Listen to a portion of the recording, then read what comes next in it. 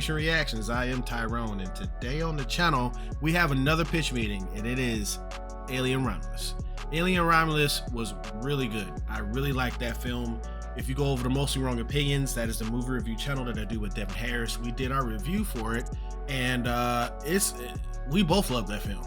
That film is really good. It surprised a lot of people because, you know, it went back to the horror roots of Alien. This film takes place between Alien and Aliens, and it's just straight up claustrophobia horror. And you know, it's directed by FEDE ALVEREZ. He did the 2013 what is that, Evil Dead, and he also did Don't Breathe, and both of those films are great. So but let's see what Ryan has to say about this. I'm pretty sure he's gonna find some things funny about it. All right, let's get it. So, you have a movie for me? Yes, sir, I do. I was thinking we'd do another Alien movie. Oh, it has been a couple of years since we had an alien burst out of someone's chest. Like 45 years since the original. What? That can't be right. 1979? Yeah. Oh, I don't like how time works. It certainly does seem to keep marching on. So at the beginning of this movie, the space probe is going to visit the wreckage of the Nostromo, you know, the ship from Alien. Kind of seemed like that thing was absolutely vaporized by explosions. Yeah, well, turns out it wasn't. And this space probe recovers that same xenomorph. Oh, kind of seemed like Ripley killed that thing by launching it into space. Yeah, well, turns out she didn't, and it made its way back. Well, okay then. So anyway, we're gonna meet this orphan named Rain. It's gotta explain, right? It's gotta explain where it came from. Planet, which sucks. Okay. And she's finally worked enough hours to leave, but they extend her miserable contract. No, not treating her workers right. That's deeply evil. Oh, come on, don't give me that look just because I desperately want to replace you with AI but haven't yet figured out the correct PR angle to make it seem not dystopian. That's a fact, though. All right, so anyway, she lives with her brother Andy, who's an android that her father left for her. Best character in the whole film. Very sweet. And one day her ex-boyfriend Tyler comes to her with a proposal. Weird environment to get married in. No, see, he's heard about this spacecraft floating above them that contains cryopods, which would let them leave to a planet that's 9 years away. Ah. And see, they need Andy to come along because as an android, he can open doors and whatnot. So they take off as a little squad. Hey, who else is in this squad? Well, there's Tyler's cousin Bjorn, who hates androids. There's his girlfriend Navarro, and then there's Kay, who's his sister, who's pregnant. I imagine we'll learn a little more about them than that. Not really? No. What about the pregnant lady? What's her deal? She's a lady who's pregnant. Okay, well, I trust the pregnancy will go smoothly, as will the birthing process. Actually, it won't. What? I know you thought I was introducing a pregnant lady into an alien movie to not do something gross with it, but I'm gonna do something gross with it. Diabolical. So anyway, now it's time to go to the spaceship. Well, it's gonna be hard for them to fly a ship there right under the nose of the company. Actually, it's gonna be super easy. Barely an inconvenience. Oh, really? Yeah, see, they go, they take a ship and go. Oh, you don't need authorization to leave the planet in a ship? Yeah, I guess it's like, where are you gonna go, you know? I guess, but hey, wouldn't the company want to send their own ship up there? No, why not? Because that works. So our heroes get onto this ship and find the cryopods, but they need fuel, so they need to go deeper into the ship. But they accidentally trigger a lockdown and release some face huggers. Hugging faces is tight. And so to override this lockdown, Rain puts this chip from a damaged android Rook, and then he just turns, dude. Oh, you know who we should get to play Rook? Ian Holm, you know, he played Ash in the original. Bad idea. Oh, sir, I'm sorry. That's the only thing. Ian Holm passed away a couple of years ago. That's the only thing I didn't like. Look at his face. Look at his face. We can't let something as trivial as death stop us. We can't let anything stop us. I love that he's talking about that. Can we at least make sure it looks really good? No deal! Oh my god. So then what happens? So one of the face huggers hugs Navarro right on the face, so they need to get that off. Oh yeah, those things will hug you in the face. And her and Bjorn run back to the ship and a chest burster bursts out of her chest. That scene was sick. Did it happen that fast in the other movies? No, but when you speed these things up, you get to look at them faster. That's a good point. So then we're gonna have a bunch of really cool set pieces. Oh yeah, like what? Have you ever seen lady parts? What? Lady parts. You ever seen some?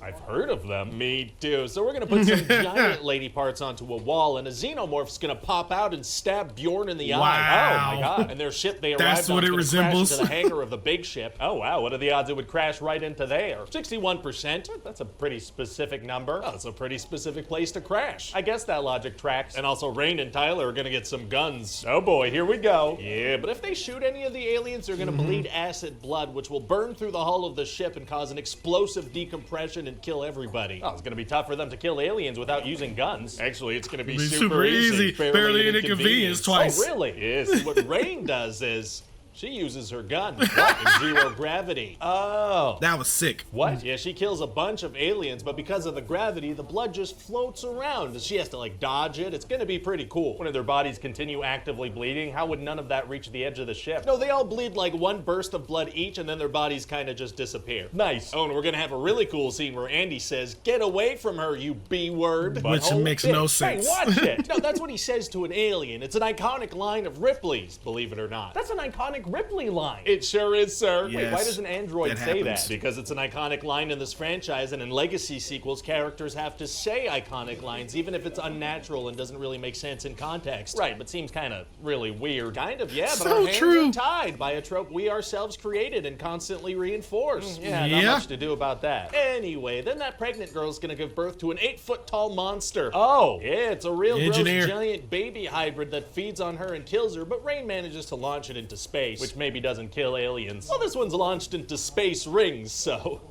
you know, I'll bring it back if I want to. Fair enough. So what do you think? Sounds like a great time. This will be a great fit to go directly to Hulu. Oh, I kind of thought this would be a theatrical release. I don't know. Alien Covenant didn't do so hot in theaters. Yeah, but I don't know. I kind of feel like people might head to the cinema if we go back to basics, you know, dark space horror, no nonsense. Okay. That's Alien Romulus box office. Easily beats Covenant's entire domestic run in less than 2 weeks. Basically, because you left all the BS out of what Covenant was with the whole Prometheus stuff and try to add all that stuff together and just say, hey, it's a group of teenagers on this thing and they're trying to get the hell off. Okay, they made a mistake. They're trying to get out of here, and basically that's it. That's it. It was a really good movie with a lot of things that was weird, you know, with the whole you know, thing about the Ian thing that I was like, why he's dead, there's no reason to bring him back. But then that's why he was having that little smirk and stuff, there's no problem. I'm like, that is technically a moral problem.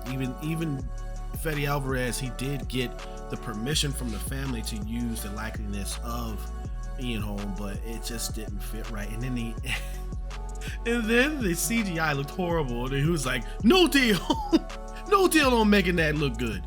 Exactly. It's really nuts, man. But yeah, Alien Romulus is a good movie, no matter what. Even this headline here on Screen Rant, it does show that it really was a good film, and I think you should get out there and see it. You know, if you're not squeamish of blood, of course, and chest popping and all that stuff, because this chest pop was like very, very violent too. It wasn't just like pow like the first one was. You know, this one, like, it peeks his head out the chest. It's crazy. But yeah, that was dope. Thank you very much, Ryan George, for another great pitch meeting. That was dope. Get in the comments and let me know what you thought about this. Did you see Alien Romulus? Did you have fun at the theater? What was your favorite part? Let me know in the comments down below. If you did like my reaction, please hit the thumbs up. It really does help out the channel more than you know. And if you're new to the channel, please consider hitting that subscribe button and hit that notification bell to stay up to date with everything I do right here on YURP Nation Reactions. Popping up over here, I'm going to tell you what this is over here. This is my first product review. I did a product review for the GameSir G8 Plus mobile gaming controller. And I think you should watch that video, man. If you're into gaming and mobile gaming, that controller is really good. With a flaw, but very good either way. So click on that video, watch it, have fun, and then come on back for another reaction. I see you in another one. Peace.